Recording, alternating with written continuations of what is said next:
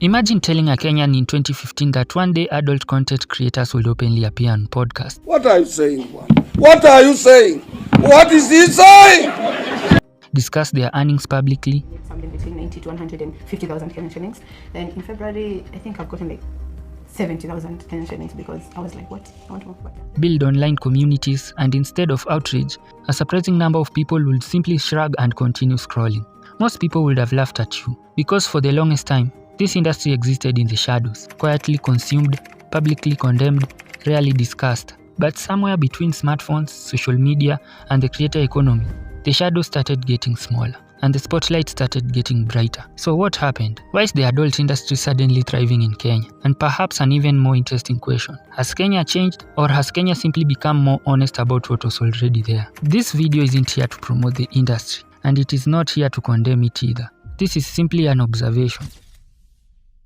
Here is the first thing worth understanding. The adult industry didn't suddenly arrive in Kenya. It existed long before smartphones, long before social media, and long before subscription platforms. The difference is visibility. And once something becomes visible enough, society eventually has no choice but to talk about it. Wazazi wengine sijui akili yenu mliweka wapi wakati watoto wenu wanafanya vitu kama hivi mmenyamaza. Watoto wanatumia pesa mnasherekea tu mnakula na vitu wanafanya ni uchafu kwenye mtandao. Huyu sasa anaingia club ya kina Alicia Kanini.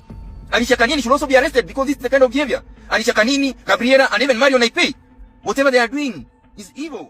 The question was never whether it existed. The question was whether people were willing to acknowledge it existed. I am in adult content creation.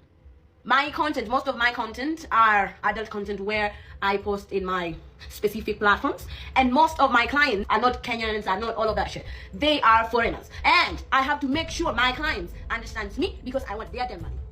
For decades, geography determined opportunity. If an opportunity didn't exist in your town, your city, or your country, that was pretty much the end of the discussion. Then the internet arrived and politely informed geography that it had been fired. Suddenly, creators sitting in Nairobi could reach audiences in London, Dubai, New York, or Sydney. The gatekeepers disappeared, the middlemen disappeared, the borders disappeared, and Kenya, like every other country on earth, became part of global creator economy.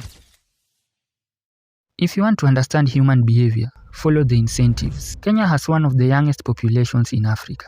At the same time, young people are dealing with unemployment, rising rent, rising food prices, and an economy that isn't exactly famous for making life easy. When economic pressure tightens the grip, people start looking for doors where they once only saw walls. The internet happened to provide one, not just through adult content, through YouTube, TikTok, freelancing, affiliate marketing, and online businesses. For previous generations, success often meant getting a good job.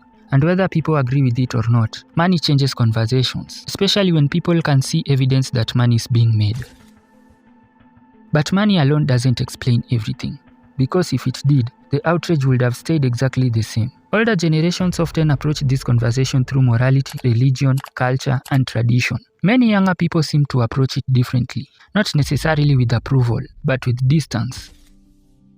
This is where the story becomes really interesting. Some creators have publicly spoken about the fact that not every subscriber pays for content alone. Others want to talk to me, just like as a cam girl.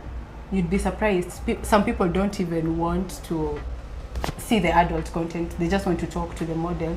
Some are paying for conversation, attention, recognition. Someone who remembers their name, someone who replies to their messages, someone who listens, which creates a strange irony. The internet promised to connect humanity, yet many people have never felt more disconnected.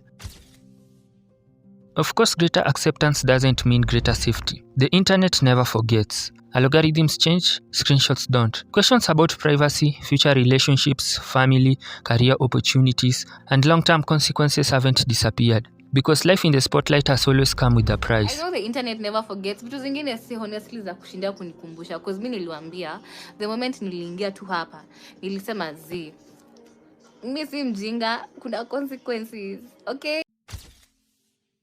So, why is the adult industry suddenly thriving in Kenya? Technology played a role, economics played a role, social media played a role, changing attitudes played a role. The truth is this wasn't one wave. It was several waves, arriving at the show at exactly the same time.